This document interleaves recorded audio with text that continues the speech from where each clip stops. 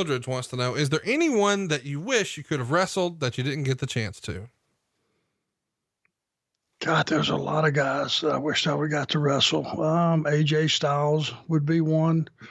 Roman Reigns would be another. Braun Strowman, not a chance.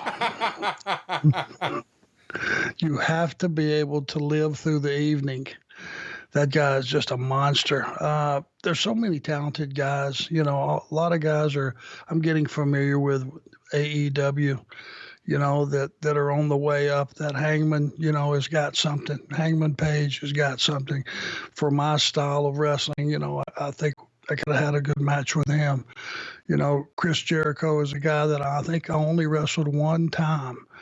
But Chris has really developed himself and his character and really made himself very unlikable. You know, I would have enjoyed working with him with all the personality that he's bringing. Cody has leaps and bounds. You know, each and every week he's becoming a more likable commodity and personality within their company. There's a lot of talented guys out there. Gosh, that's just to name a few, you know. Meltzer said the other day that he thinks Cody is the most over babyface in wrestling. What do you think about that? At this point in time, right now, I wouldn't argue that. And the thing that he did with Shivani on that limo ride, yeah, is the most believable, credible, honest, made you feel good about the two guys that you were listening to thing I've seen in a long time. And I mean that. It was real life, and it felt real, and it was real. It feels like a nod to Flair when Mean Gene and Flair rode in the limo to Starrcade 93. Is that the way you remember it? Is that what you were thinking of when you saw it back?